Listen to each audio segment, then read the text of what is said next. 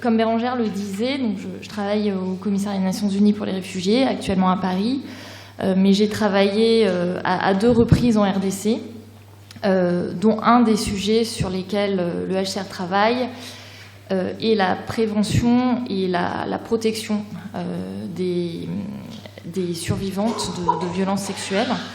Alors pourquoi le HCR? Tout d'abord, très rapidement, en fait, je vais vous expliquer quel est le rôle du HCR, quel est le contexte dans lequel on travaille.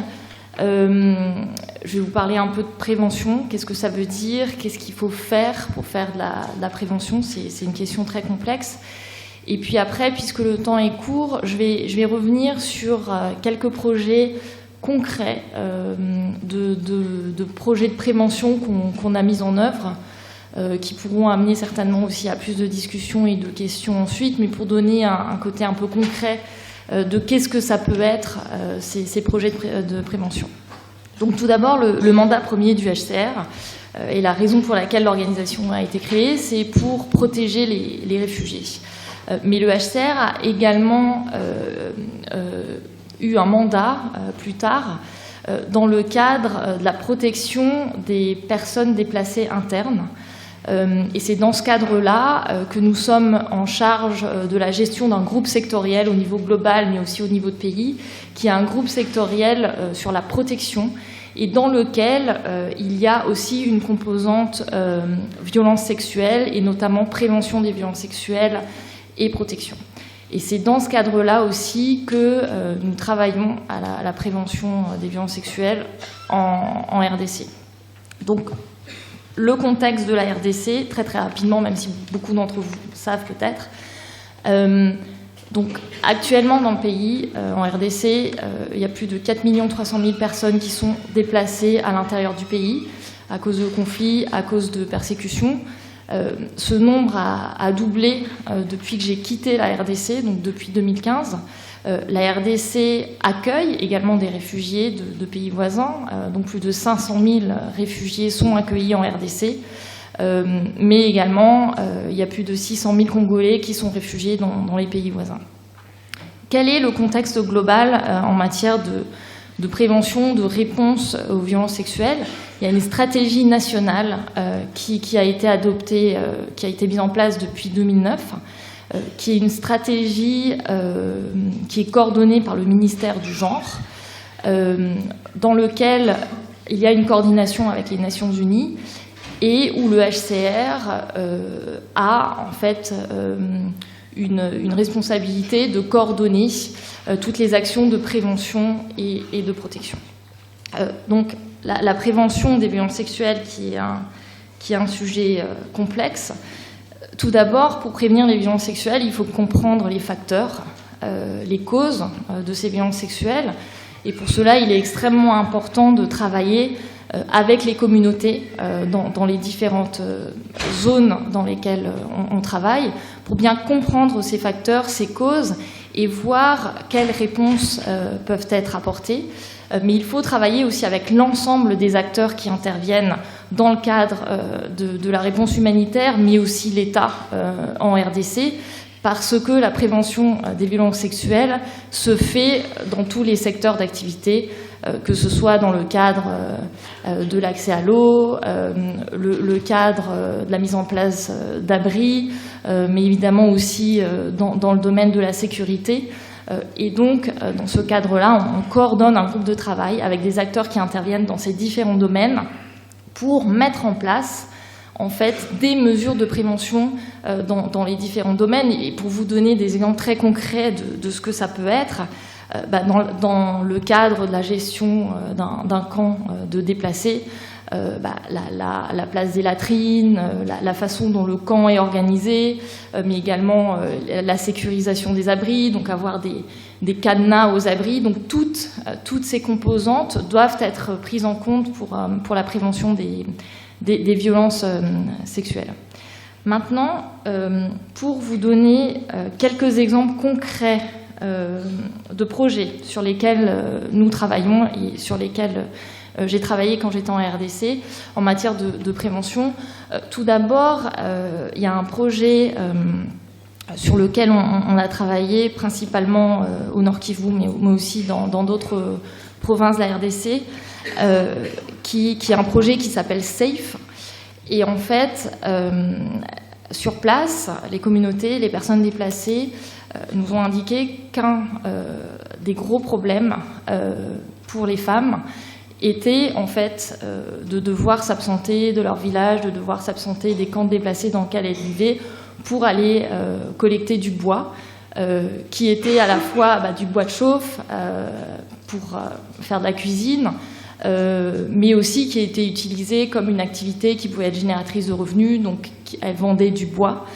Et donc pour répondre à ce besoin en fait de prévenir les violences qui avaient lieu dans ce cadre-là, on a mis en place un projet qui à la fois en fait répondait ou prévenait en fait les mouvements des femmes, c'est-à-dire en mettant en place d'autres moyens d'énergie, donc comme des briquettes qui étaient fabriquées par les femmes sur place pour éviter qu'elles aient besoin de se déplacer, mais aussi des activités génératrices de revenus, donc d'autres activités pour éviter aux femmes d'avoir à aller chercher du bois de chauffe dans les forêts environnantes où elles étaient très souvent victimes de violences sexuelles. Donc c'était un énorme besoin qui avait été exprimé par les femmes et donc le projet a été développé pour répondre à ce problème-là.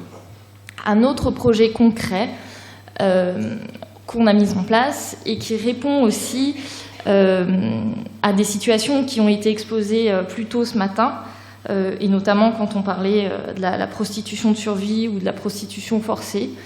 Donc un problème qui nous a exposé, qui a été exposé par de nombreuses femmes dans des situations de déplacement et dans des camps de déplacés, encore dans le Nord Kivu, était en fait qu'elles étaient forcées de se prostituer, donc de devenir des travailleuses du sexe, pour subvenir aux besoins de leur famille, et cela engendrait des violences. Et donc on a mis en place un projet qui répondait à différentes problématiques qui étaient liées à cela, donc la prévention des violences sexuelles, mais aussi la prévention du VIH-Sida, l'accès à la santé, l'accès à la santé maternelle, des moyens autres de subvenir à leurs besoins, mais aussi la scolarisation des enfants, des enfants des travailleuses du sexe, pour éviter qu'à leur tour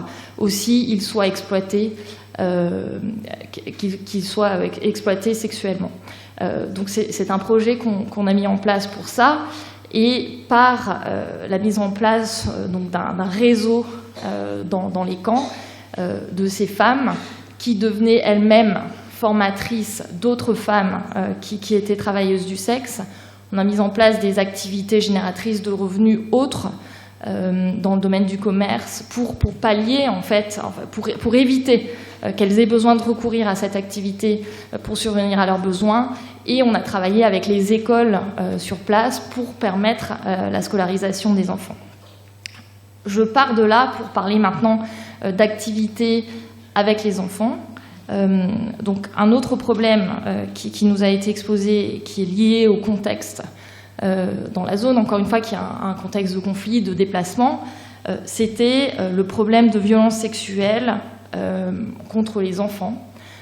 Et là, on a travaillé donc dans les écoles, avec les professeurs, avec les parents, avec tout l'environnement, pour voir ce qui pouvait être fait pour prévenir ces violences sexuelles. Et donc, cela passait par un certain nombre d'activités dans les écoles, y compris des activités de théâtre participatif, donc avec des groupes locaux, des groupes de musique, des groupes de théâtre, qui intervenaient dans les écoles, qui faisaient participer et les enfants et les professeurs dans ces activités de prévention, et donc qui tout d'abord portaient à la connaissance des enfants de qu'est-ce que ça pouvait être, qu'est-ce que ça veut dire violence sexuelle, mais aussi qu'est-ce qui peut être fait et donc créer en fait une connaissance de ce problème, mais aussi auprès des enseignants et des membres de la communauté, des autres personnels qui travaillaient dans l'école. De façon plus générale, dans ces zones-là, pour prévenir les violences sexuelles, ces outils, comme le théâtre participatif, mais aussi les projections de cinéma mobile, sont beaucoup utilisés dans les différentes zones et dans les camps déplacés, en utilisant justement ces techniques-là pour transmettre des informations et donc par cela prévenir des violences sexuelles. Maintenant, un troisième point sur lequel on a travaillé, et là je vais vous donner un exemple dans une autre province, donc dans la province de l'Équateur en RDC, où là aussi, en fait, c'est une zone dans laquelle le HCR travaille non seulement parce que la province de l'Équateur accueille des réfugiés de la République centrafricaine, mais aussi parce qu'il y a eu un mouvement de retour assez important de réfugiés de la RDC qui étaient en République du Congo et qui sont rentrés. Et dans le cadre de nos activités sur place et de nos travails avec les communautés, le problème des violences sexuelles a été évoqué comme vraiment un problème important dans la communauté. Et donc le besoin de travailler aussi avec les hommes, avec les jeunes garçons, avec les leaders communautaires. Et c'est dans ce cadre-là qu'on a organisé tout d'abord des sessions de rencontres, des groupes en fait, de rencontres et de discussions avec des jeunes garçons, avec des hommes, avec des leaders de la communauté pour ouvrir la parole, leur permettre de s'exprimer et ensuite les former aussi sur ce qu'étaient les violences sexuelles, sur comment prévenir en créant des points focaux. Et on a eu des discussions où vraiment la parole s'est libérée et des discussions très concrètes sur même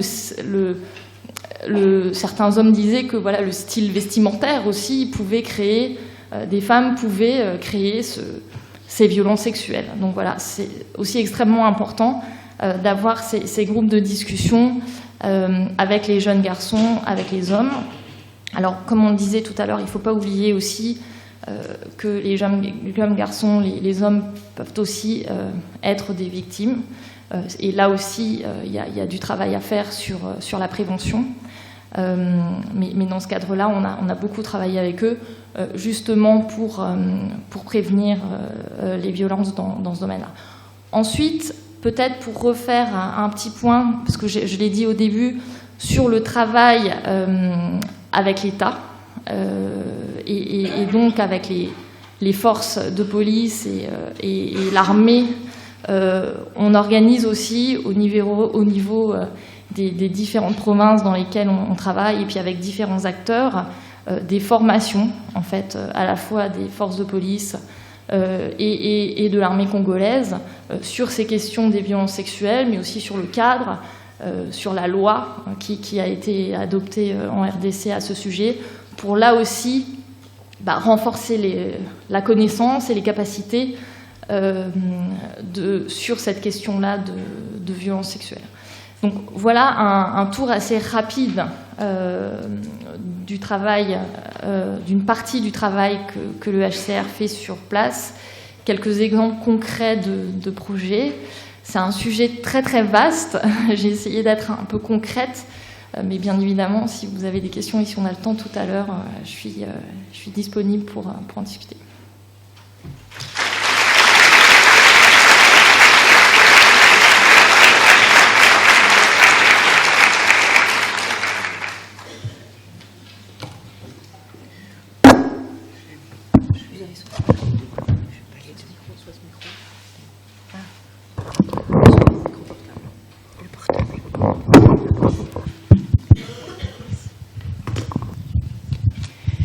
Bonjour. Eh bien, puisque c'est la dernière intervention et qu'on m'avait donné des propos de conclusion, Je ne vais pas faire de conclusion, mais je vais nous ramener au point de départ, c'est-à-dire à Panzi. Au point de départ et à la première et seule question que Denis Mukwege m'a posée. Mais Denis, il y a exactement de ça 3 ans.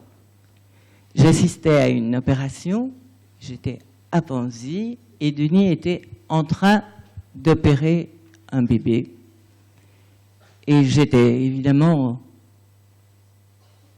d'abord étonnée de voir un bébé violé de 18 mois. Et Denis, après, m'a dit, mais toi qui es psychologue, qu'est-ce qu'elle va devenir? Est-ce qu'elle va se souvenir de ça? Et je me suis dit que je ne pouvais pas répondre, parce que pour moi qui étais psychologue, ben, les vrais souvenirs, celles que l'enfant peut conceptualiser, qui font partie de son bagage, ça intervient vers 2-3 ans. Mais de quoi se souvient un enfant qui est violé à 6 mois, à 18 mois? Est-ce qu'il se souvient de quelque chose? Et ça m'a beaucoup trotté en tête. Et je me suis rendu compte de quelque chose, et je voudrais vous amener dans ce cheminement, du fait que le terrain, puisqu'il s'agit du terrain, nous pose des questions qui sont des questions absolument fondamentales et qui nous renvoient à la recherche, qui nous renvoient à la réflexion, à la mise ensemble de pièces d'un puzzle, et qu'il y a un lien direct à avoir entre ceux qui sont sur le terrain et ceux qui sont comme vous, dans les universités comme moi. Et je me dis, c'est un lien formidable. Et la première chose, la seconde chose que je voudrais dire à propos de ce lien extraordinaire, il y a eu une réflexion, je pense que c'est de Roman, ou je ne sais plus, Diane Roman, oui. Diane Roman est intervenue à un moment auprès de nous, et elle a dit, attention, attention, on avait fait un catalogue des horreurs de tout ce qui pouvait arriver à des femmes, à des enfants, etc. Elle dit, moi je veux garder l'image de l'espoir. Je veux garder la dernière image de l'intervention du docteur Mukwege. Et je pourrais vous dire que pour avoir été depuis ces 3 ans-là, beaucoup à Panzi, avoir créé une association là qui travaille à l'hôpital de Panzi avec des petits enfants violés, je suis chaque fois rentrée chez moi en Belgique en me disant c'est tout de même extraordinaire. J'ai vu le pire de ce que je peux avoir vu dans ma vie, et je rentre, je suis gonflée à bloc. Et quand Mukwege dit qu'il a créé un modèle holistique à Panzi, il parle effectivement de la réparation chirurgicale, de la réparation psychologique, du juridique, du socio-économique, et il cherche et il souhaite, et il a 1000 fois raison, de généraliser son modèle à d'autres zones de conflit, à d'autres survivantes, à d'autres cas insoutenables. Mais le modèle de Panzi, il est plus que ça. Ce n'est pas seulement, ou c'est, en tout cas, ce n'est pas uniquement ce modèle à 4 piliers. Panzi, c'est effectivement la réparation chirurgicale, c'est effectivement tout ce que Denis dit, mais c'est aussi quelque chose qui est de l'ordre de l'ouverture vers l'espoir. Et cette ouverture vers l'espoir, elle est, d'abord, il y a un homme, on ne peut pas le nier, qui a une force d'attraction qui est de modèle. Et les gens ont besoin de modèles. Les gens, dans un contexte aussi bouché et aussi noir que peut l'être cette zone, cette région là-bas, ils ont besoin d'une force qui les pousse, qui les anime. Nous avons tous besoin de modèles. L'enfance est bâtie sur des modèles sociaux. On s'identifie à un père, à une personne, etc. Denis, il est devenu ça. Il est devenu le modèle. Il ne l'a pas voulu, c'est comme ça. Il y a un lieu. Il y a un lieu concret. Un lieu de sécurité. Un lieu où il y a des notions de bien, de mal, de règles, etc. Et les femmes arrivent à Panzi pour être dans une espèce de phalanstère. J'ai été très impressionnée par cette idée d'un sas dans la misère. Donc, il y a un homme, il y a un sas, et elles viennent chercher, les femmes, les survivantes, elles viennent chercher un moment de repos, un moment pour se poser, qu'elles puissent rester 6 mois là-bas. Et puis, éventuellement, si nécessaire, encore à Dorcas ou à la Cité de la Joie, eh bien, c'est quelque chose qui fait partie du modèle. Elles reviendront dans leur famille, dans leur communauté, si elles n'en sont pas exclues. Mais ces femmes sauront que quelque part, même si on tue, même si on massacre, même si on viole, le monde entier n'est pas fait que de ça. Et je pense que cette idée d'un lieu de sécurité, d'un homme, et puis le troisième point que je voudrais dire, il y a la raison. Il n'y a pas seulement l'amour, l'affection, il y a la raison. Panzi et Denis Mukwege, probablement grâce à l'université d'Angers en partie, mais tout de même, est un homme des Lumières. C'est un homme de science. C'est un homme qui ne va pas opérer de façon magique. C'est un homme qui a fait venir la technologie à Panzi. Il opère par laparoscopie et il enseigne à ses assistants à opérer par laparoscopie. Il m'a bluffé tout à l'heure avec son Mediacaps ou sa manière d'envoyer les certificats médicaux avec des nouvelles technologies. Ça veut dire que pour tout le monde là-bas, tout le personnel, tous les survivants, tous les patients, c'est vrai, le monde est aussi un monde technologique de science et d'espoir de ce côté-là, d'ouverture. Et je pense que c'est ça, Denis, le modèle Panzi. Ça, c'est le modèle avec en plus les piliers.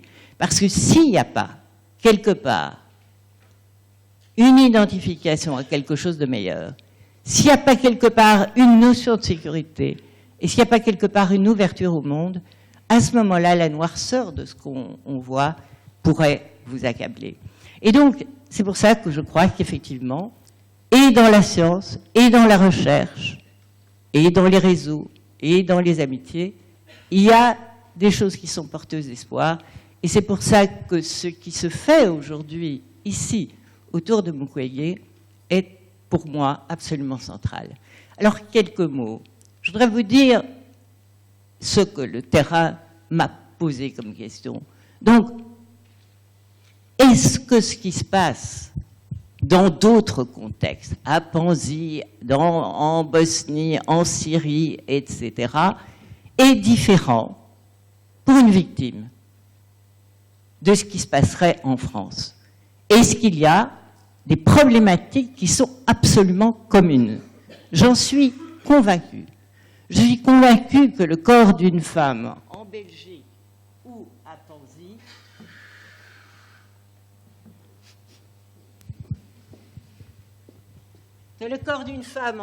ou à Panzi est le même, qu'elle se répare de la même manière, même si les lésions parfois sont infiniment plus compliquées à Panzi, vu la nature des sévices. Mais la médecine, la chirurgie, ce qu'on peut apprendre ici, comment réparer ici le corps des femmes, ça s'exporte et vice-versa. Je suis persuadée, je suis convaincue, pour l'avoir vu, étudié maintenant, qu'un enfant violé à Panzi, ou un enfant violé dans des conflits et dans des situations particulièrement odieuses, présente des séquelles irréversibles, je dis bien irréversibles, qui sont les mêmes que les séquelles irréversibles d'un enfant abusé sexuellement ici. C'est la même symptomatologie, elle a des variantes en fonction de l'âge, elle a des variantes en fonction d'interactions qui se sont passées avec le milieu, mais fondamentalement, quand vous prenez des instruments d'évaluation, si on enlève des variables culturelles, la symptomatologie, et cette symptomatologie, elle est extrêmement impressionnante. Je dirais, pour faire gros, pour des enfants, qu'il y a deux grandes familles de symptômes qui apparaissent. Les premiers sont des symptômes qui sont liés à un sentiment d'être toujours sur le point d'être attaqué, d'hypervigilance, d'anxiété, d'insomnie, de colère, d'agressivité, etc. Et ça, on l'évalue très bien à partir d'une série d'instruments, on ne va pas faire un cours ici. Mais ça se retrouve là-bas, ça se retrouve ici. La deuxième grande famille de symptômes, et Denis en avait un peu parlé, et je vais revenir sur celle-là, ce sont des symptômes de dissociation. Ce sont des symptômes de déconnexion du réel, de déconnexion de soi-même. Le corps n'est pas soi. On est à l'écart de son corps. On s'anesthésie par rapport à son corps. Faites de mon corps ce que vous voulez, je m'en fiche, je ne sens rien, de toute façon, je hais mon corps. D'où des conduites, parfois, d'hypersexualisation, dont Denis parlait aussi. Ces symptômes, cette déconnexion, c'est elle qui m'a le plus intriguée. Cette déconnexion, elle peut perdurer jusqu'à l'âge adulte et au-delà. Ce sont des symptômes extrêmement persistants. Et c'est épouvantable pour la survivante qui, tout le temps, est en décalage avec elle-même, qui se hait dans une certaine partie et qui présente parfois, et on l'a chez les enfants dont je vais parler tout de suite, une impassibilité, une anesthésie émotionnelle, un regard vide qui est absolument caractéristique. Et en me posant la question de la mémoire et en posant le questionnement de ces dissociations, qu'est-ce qui apparaît? Eh bien, il apparaît, et c'est très bien repris dans une grande enquête de Salmona qui s'est déroulée en France. Salmona est une psychothérapeute, une psychiatre qui est à la tête d'une association de victimologistes, de victimes, et elle a fait une étude sur plus de 1000 personnes à l'âge adulte ayant été abusées sexuellement enfants, pour voir quelles avaient été les séquelles de cet abus sexuel. Et la symptomatologie, elle est évidemment extraordinairement pénible. Alors, flashback, réviviscence, impossibilité de nouer des relations, difficultés à l'école, difficultés dans l'emploi, sentiment de déconnexion permanent, etc., etc. Et s'il n'y a pas de prise en charge thérapeutique, ces symptômes perdurent tout au long de la vie. C'est là que je dis, ce sont de toute façon des séquelles qui vont être irréversibles. Et comment est-ce que Salmona explique ça? Et on en revient à la recherche, je ne vais pas vous faire un cours, mais c'est intéressant. Elle dit, au moment, on repart sur le fait qu'un acte de viol crée un stress traumatique pour une personne ou pour un enfant, mais pour un enfant, même s'il ne comprend pas, même s'il a 6 mois, même s'il a 18 mois, le stress provoqué et l'afflux d'émotions qui interviennent, des émotions où tout se mêle, l'odeur, la localisation, l'excitation sexuelle éventuelle de l'agresseur, dans cette phase d'afflux d'émotions, il y a à un moment donné un tel stress qu'il apparaît une disjonction dans le circuit limbique des émotions. Et ça reste stocké au niveau de ce qu'on appelle aujourd'hui une mémoire traumatique. Cette mémoire traumatique, elle se crée immédiatement, elle se crée dès qu'un enfant naît, mais cette mémoire traumatique, elle va disjoncter du reste et elle ne va pas être traitée. Il va y avoir une déconnexion dans le circuit limbique, c'est la neurobiologie et c'est la recherche qu'on fait aujourd'hui sur l'impact des émotions sur la mémoire. Elle est captive comme une mémoire traumatique et chacun, comme c'est indifférencié, chaque élément de cette mémoire, c'est-à-dire un lieu, une couleur, une odeur, n'importe quoi, va faire revenir absolument le traumatisme comme si c'était au moment même. Et donc on a ces flashbacks, ces réviviscences, dès qu'un de ces éléments émotionnels apparaît. Et toute sa vie, les personnes, toute leur vie, les personnes revivent si elles n'ont pas réintégré. Tu avais employé un mot, Denis, qui était très juste, c'était réintégrer quelque part ces émotions dans quelque chose qui fait sens, qui a été traité, qui est une mémoire autobiographique. Ça, on le fera dans la thérapie. Mais pour le moment, c'est une bousculade de sensations auxquelles on ne donne pas de signification de forme, mais on sait que c'est danger et ça revient en permanence. Mal expliqué, trop vite aussi, mais pas le temps de donner cours, mais pour vous dire que cette mémoire traumatique, quand elle n'est pas prise en charge, et Dieu sait qu'il faut du temps pour la prise en charge et pour traiter chacun de ces symptômes et leur donner une signification, ça va donner chez les gosses de la somatisation, des maux de tête, des maux de ventre, des rêves pendant la nuit, et puis ce blocage émotionnel complet dès que un des symptômes réapparaît. Et on a ça moi j'ai décidé de suivre une centaine d'enfants autour des villages qui ont été frappés par des épidémies de viol d'enfants autour de Bukavu, et je les suis maintenant depuis 2 ans. On a travaillé avec de la thérapie par le jeu pour leur redonner un sentiment de confiance dans leur corps et un sentiment de confiance dans la communauté, dans leurs copains, de jouer sur le lien social.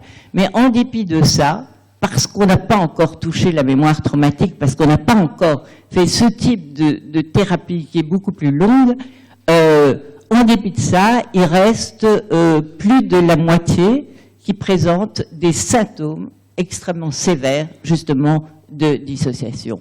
En dépit du fait qu'ils sont passés par des jeux thérapeutiques, en dépit du fait qu'ils ont déjà été très largement pris en charge. Et là, ce sera un travail de beaucoup plus longue haleine, et ce sont des choses qui prennent du temps. Je ne sais plus quel intervenant a dit, quelle intervenante, si c'est Céline Bradet, qui a dit qu'il fallait laisser du temps. Je ne peux pas vous dire à quel point l'atteinte sur ces enfants est importante et à quel point certains vont en tirer mieux que d'autres, mais en tout cas pour une très grande partie, le chemin sera probablement très long. Est-ce que ça veut dire que ce sont des enfants malades? Est-ce que ça veut dire que ce sont des enfants qui souffrent de problèmes de santé mentale? Non. L'opération de disjonction dont je parlais, c'est la survie, parce que les stress aigus provoquent la mort. L'afflux, l'orage hormonal que donne un stress, c'est comme les états de choc très sévères, ça donne la mort. Et donc cette disjonction permet, au contraire, a permis à un moment donné à ces gosses de survivre. Donc il faut voir ça de manière positive. Et quand je dis ce sont des séquelles irréversibles, je n'ai pas dit que ça allait pas faire des gens formidables. Dans l'enquête de Salmona, on le voit bien, ça n'a pas empêché certaines de ces femmes de faire des carrières et finalement de bâtir des familles, etc. Mais je veux dire que l'élément structurant de leur vie a été le viol. On ne peut pas en sortir de ça. Mais il faut parvenir à bâtir sur le viol. Bâtir sur le viol et faire justement tirer vers l'espoir des gens qui les ont vécus. C'est comme ça qu'on fait finalement, qu'on arrive. Que vont-elles devenir? Eh bien, peut-être des femmes fantastiques. Parce qu'elles seront passées par là. Ça, c'est les questions. Maintenant, est-ce que toutes les questions sont les mêmes? Non, j'irai très vite. On a parlé des différents contextes. Je voulais simplement vous dire que dans des contextes très différents, les solutions vont être très très différentes et que j'apprécie tout à fait quand Bradet disait il faut travailler avec les victimes, il faut trouver la créativité des solutions sur place. Nous avons dû rebâtir des thérapies à l'africaine. Je ne peux pas vous les expliquer ici, mais je ne pensais jamais que je ferais ça dans ma vie. Mais c'est absolument extraordinaire. Il y a un travail de création ensemble qui fait d'ailleurs partie de la thérapie et qui nous aide beaucoup à ne pas nous prendre trop au sérieux après. Donc c'est vraiment pour moi quelque chose d'absolument extraordinaire. Maintenant, je voudrais lancer un dernier appel. On l'a vu, on l'a dit, ce problème, le problème du viol, qu'il faut prendre avec espoir, est un problème multifactoriel, avec des tas de facteurs, avec le problème de la remédiation, le problème de l'impunité, le problème juridique, le problème socio-économique, etc. Et j'éprouve chaque fois que je vais dans des universités qui traitent de près ou de loin ce sujet. Il existe en Belgique aussi des juristes, des historiennes, des psychologues, des médecins qui s'en occupent. Je crois que nous avons besoin de rassembler ces données. Et j'apprécie infiniment le symposium qu'il y a eu aujourd'hui. Mais je crois que de façon plus pérenne et dans la durée, il y aurait une vraie nécessité, pour avancer dans des choses très concrètes, une vraie nécessité de rassembler, de développer parfois des recherches. Moi, je vais continuer sur la mémoire traumatique, mais je crois qu'il faut tirer parti justement de tout ce que nous savons pour le ramener au terrain. Et je pense que créer un réseau, par exemple, des universités qui ont décerné des honoris causa à Mukwege, Denis, tu as déjà une promotion Mukwege, tu veux bien avoir un réseau Mukwege de recherche sur les questions. Mais on pourrait faire un réseau, voire une chaire internationale, etc. Mais avec un ancrage fort, celui à Panzi, parce que c'est un merveilleux, un lieu merveilleux d'études, mais pas seulement, évidemment, à Panzi, mais sur comment reconstruire des femmes et des enfants qui ont été violés en situation de conflit ou de post-conflit, ou avec cette porosité, j'ai bien aimé aussi cette expression, la porosité entre la paix et la guerre. Je crois que c'est notre historienne qui avait sorti ça. C'était une jolie, c'est vraiment une porosité entre paix et guerre. Je pense que si on crée de manière plus pérenne ce brassage des questions et la manière d'y répondre, je crois qu'on ferait largement avancer le terrain. Le terrain n'a pas besoin de nous. Nous avons probablement plus besoin du terrain, mais je pense que la conjonction entre les deux ferait avancer, en tout cas, l'espoir. Je vous remercie.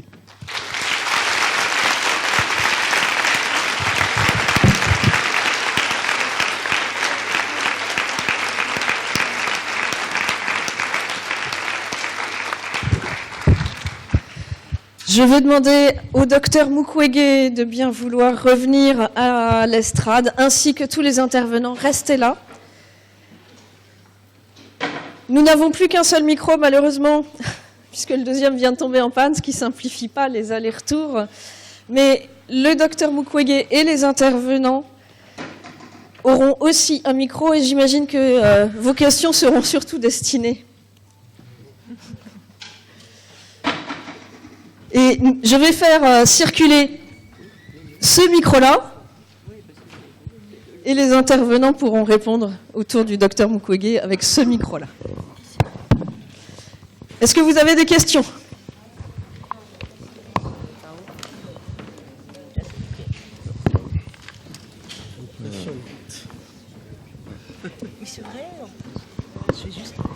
Nous avons 15 minutes maximum, désolé.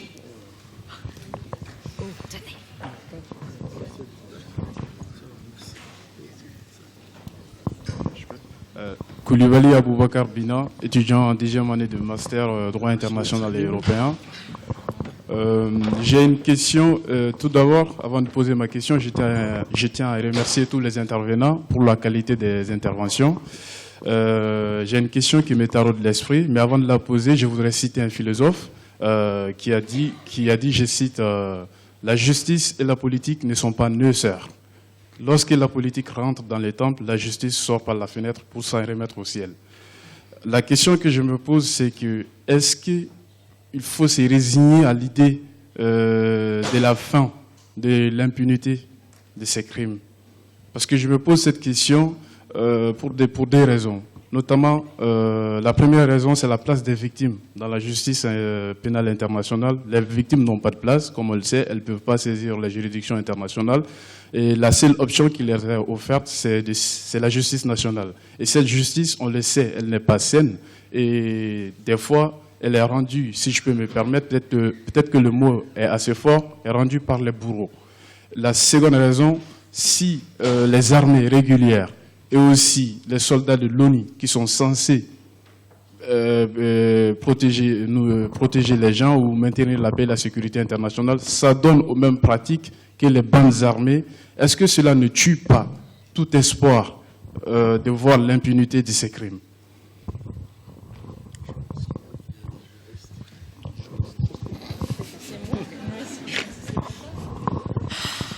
Ah, c'est pas sympa, ça.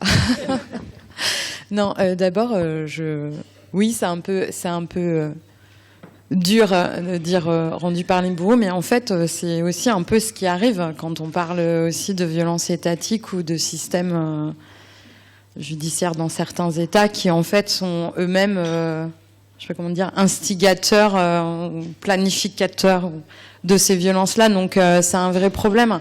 Après, la deuxième chose sur la question d'abord, les victimes, les victimes, elles peuvent pas saisir. Je vais recommencer. La Cour pénale internationale, si on part de là, elle a ses limites aussi de par sa nature juridique, etc. Voilà. Donc, je veux dire, une fois qu'on a compris ça, on peut s'en désoler et tout ça. Mais moi, personnellement, ça n'a aucun intérêt je sais pas comment dire ça. Je vois pas l'intérêt de discuter là-dessus parce que sa nature juridique fait que.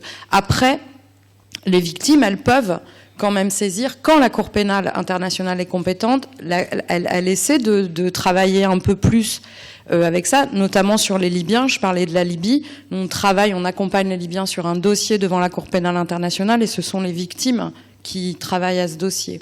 Donc voilà. Et après, ce que je disais, c'est que moi, je pense qu'il y a plein de créativité. Je pense qu'il y a des choses à explorer dans le droit et que je trouve qu'il faut qu'on travaille ensemble aussi. Et ça, déjà en soi, c'est pas facile et qu'il faut qu'on fasse cet effort-là et qu'il y a des choses à explorer vraiment en termes juridiques pour répondre à ces questions-là et qu'il faut aussi écouter les victimes et qu'elles soient part intégrante de ces démarches-là. Et moi, je crois que si on arrive à faire ça tous ensemble, on avancera. Voilà. Après, le côté très... Et puis, il n'y a pas que la justice. Ça aussi.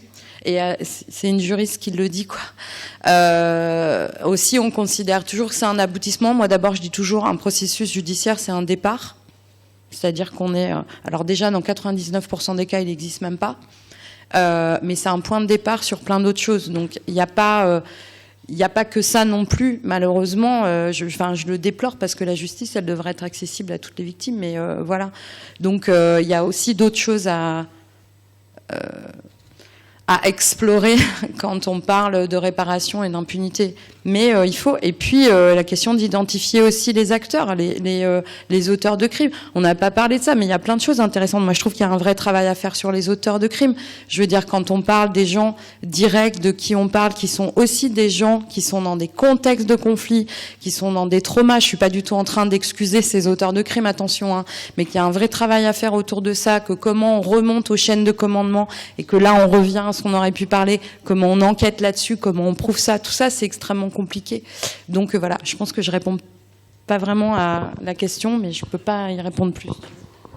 Juste un petit mot pour compléter, peut-être pour être un peu plus enthousiaste que vous ne l'êtes. Les victimes, elles ont effectivement longtemps été les grandes oubliées du procès pénal, mais devant la Cour pénale internationale, il y a quand même une révolution qui s'est opérée avec la possibilité pour les victimes de participer en exprimant leurs vues et préoccupations. Ça peut être les victimes de violences sexuelles qui s'expriment par la voix d'un représentant légal, mais dans le deuxième verdict de condamnation dans l'affaire Kantanga, il y a eu plus de 300 victimes qui ont été représentées et elles ont également un droit à réparation. Alors on n'a pas encore d'exemple concret, mais si, parce qu'il y a un fonds au profit des victimes qui met en œuvre des programmes de réadaptation, de réhabilitation des victimes dans le cadre de réparation collective. Donc il y a des premiers pas qui sont faits. Et en droit international, il faut se satisfaire de peu dans un premier temps, mais les espoirs d'aujourd'hui seront les réalités de demain, je pense. Même si les progrès sont lents. Marie-Laurent Petit, je suis médecin gynécologue et je voulais soulever une problématique qu'on a sur Angers, qui nous concerne tous. Il y a des victimes de celles dont vous avez parlé qui sont sur Angers, qui sont des personnes qui sont arrivées en avion, en passant par la Libye, en passant dans les camps italiens, etc. Et ces victimes, moi j'ai eu l'occasion d'en voir quelques-unes à la maison des adolescents. J'ai vu des victimes adolescentes. J'ai vu aussi des parents qui eux-mêmes avaient été victimes. Et ces victimes-là, elles sont menacées d'être renvoyées dans leur pays parce que elles ont demandé le droit d'asile, mais elles ont raconté une fois, 2 fois, 3 fois ce qu'elles avaient vécu. Et ça leur est très difficile de monter leur dossier. Elles ne savent pas toujours dire comment. Et parfois, j'ai eu vent qu'il y avait eu quelques-unes qui avaient été déboutées. Donc voilà, je voulais soulever ce problème parce qu'il nous concerne tous, nous, Angevins. Elles sont là, les victimes, certaines d'entre elles, venues de RDC, venues d'Angola, venues d'autres pays africains, venues de l'Europe de l'Est aussi, du Daghestan, de Tchétchénie et d'ailleurs. Merci, et je vais me permettre de, non pas répondre parce que c'est pas vraiment une question, mais de faire une remarque complémentaire, puisque je siège à la Cour nationale du droit d'asile et que je rencontre, je les vois, les victimes de violences sexuelles. C'est un vrai problème, c'est un problème colossal que celui de la crédibilité du récit du demandeur d'asile, et particulièrement en matière de violences sexuelles. Mais il y a vraiment, que ce soit en France, que ce soit au Canada, que ce soit au niveau des institutions européennes, il y a vraiment encore énormément de progrès à faire pour entendre la parole des demandeurs d'asile, surtout pour les questions de violences sexuelles.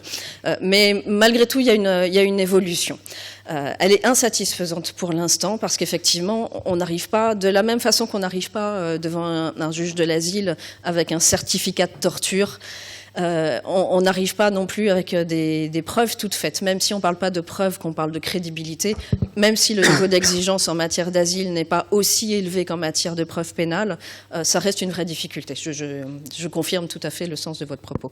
Mais je souligne également que ça fait partie d'autres projets de recherche qui sont menés ici à l'Université d'Angers en matière de droit des réfugiés et qui sont aussi pluridisciplinaires, et nous avons dans le projet de recherche sur les réfugiés des sociologues, des psychologues, et qui travaillent sur un volet sanitaire. Donc je ferai circuler l'information sur les prochaines échéances de ces questions-là.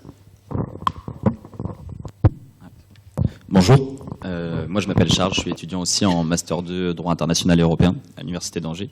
Et je voulais savoir, du coup, c'est plus une... Charles, vous êtes où ? Oui, je suis là, désolé. Et du coup, je voulais savoir, est-ce que les victimes ont... Donc ça, c'est une question qui est plutôt adressée à tout le monde, même si Céline Bardet a évoqué le sujet. Est-ce que les victimes ont ce sentiment de vengeance ? Et si oui, ce sentiment de vengeance, est-ce que tout à l'heure vous parliez, je crois que du coup c'est vous, Monsieur Mukwege, de la coopération des victimes dans un nouveau système de mécanisme international. Est-ce que vous n'avez pas peur que s'il y a sentiment de vengeance, ça nuise à l'impartialité du jugement qu'il pourrait y avoir ? En effet, je crois que les victimes que j'ai pu rencontrer réagissent différemment.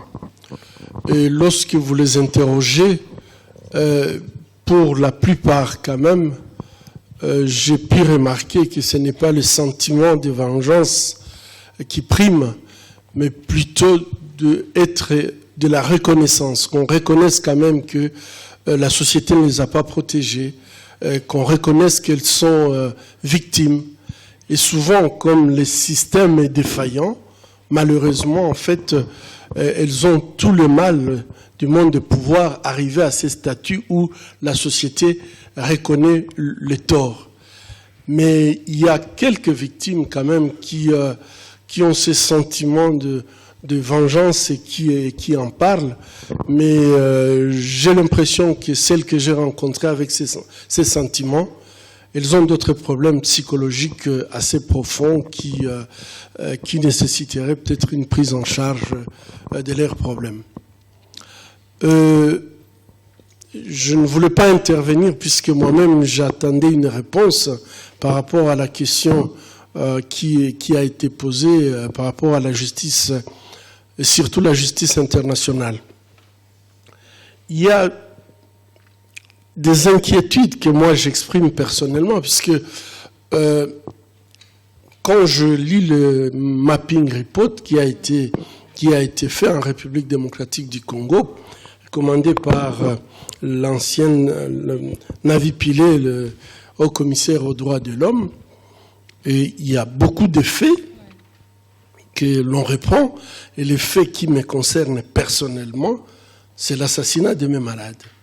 Et je me suis toujours, pendant très longtemps, j'avais du mal à reprendre même ma profession médicale, puisque j'étais dans un sentiment de culpabilité par rapport à ces malades qui étaient sous ma responsabilité et qui ont été assassinés dans leur lit.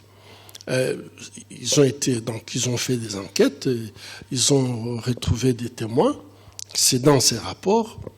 Et à chaque fois quand je pose la question, mais il faudrait quand même qu'un jour moi je puisse répondre aux familles qui m'avaient confié les malades. Il y a des malades que j'avais transportés pour les amener à l'hôpital, les opérer, mais que je n'ai pas pu ramener à leur famille.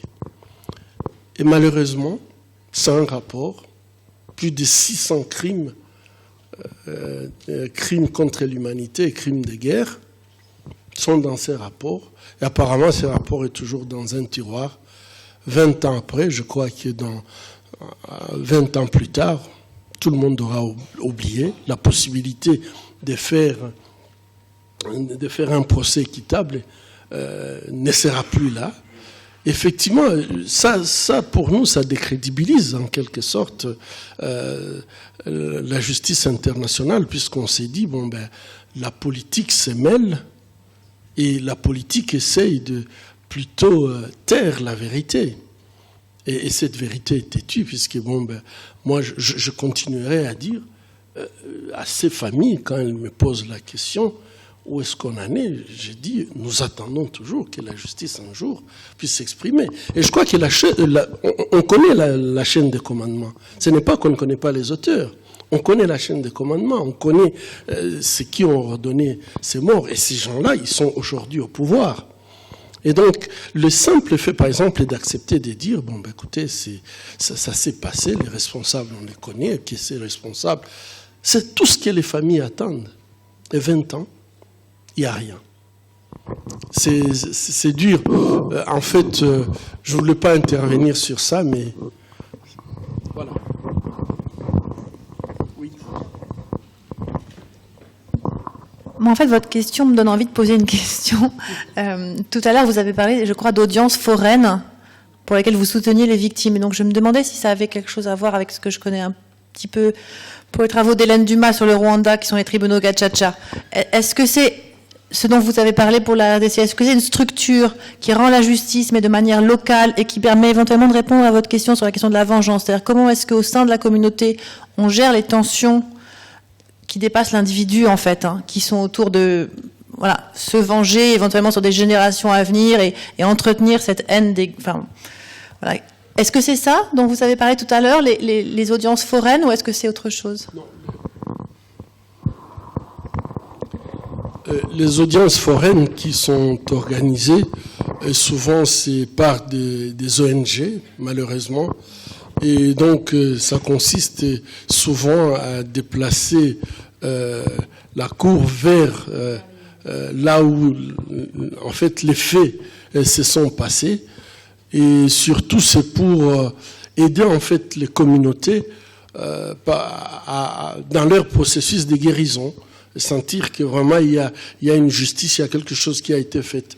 Et je me rappelle, il y a un mois, il y avait une cour foraine à Kavumu pour 46 enfants qui étaient violés à Kavumu. Et je crois que pour les parents, même si le jugement, personnellement, je considérais que c'était un début de quelque chose, mais je n'avais pas la satisfaction. Pourquoi? Puisque, en fait, l'indemnisation qu'on a donnée à ces enfants, on a dit $5 000 sans toutefois dire où est-ce qu'on va trouver cet argent. Mais déjà avec $5 000, moi j'ai toutes les interrogations que j'ai posées à, par exemple, Véronique par rapport à l'avenir de ces enfants.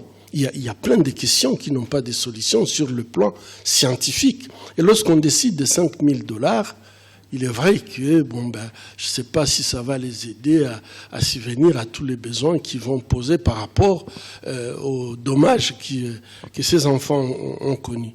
Mais la satisfaction, c'est de voir la joie des familles, de considérer, elles n'auront rien. Donc sur le plan indemnisation, nous avons l'expérience, nous savons qu'on ne donnera rien à ces familles, mais le simple fait de condamner les bourreaux, c'était une fête dans le village, et en fait c'est comme si c'est aussi une thérapie pour toute la communauté.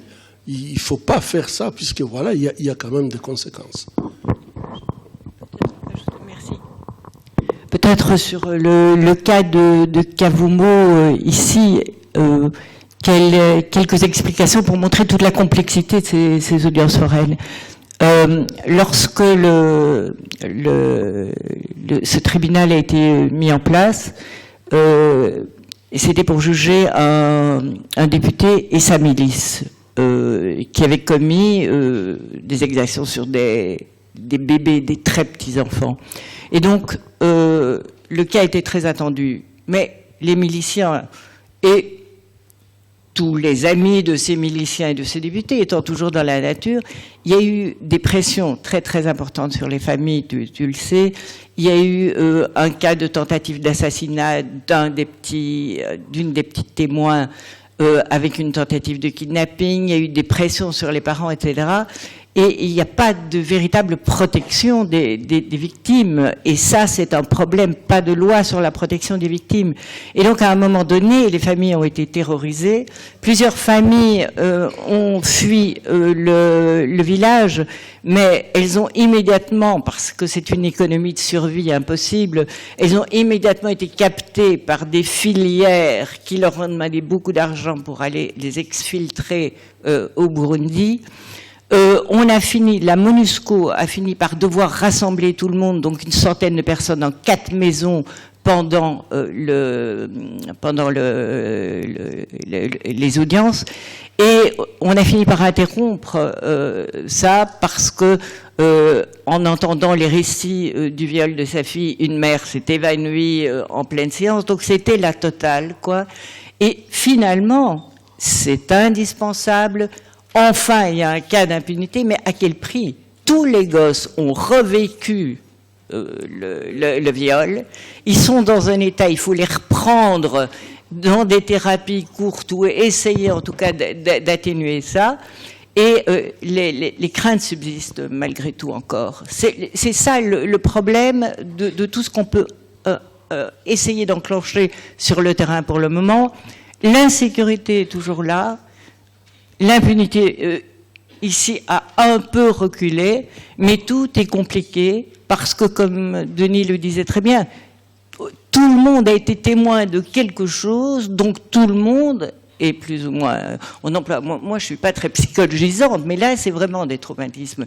Et tout le monde est dans un état qui est difficile, et donc il y a des sentiments de vengeance, de violence, etc.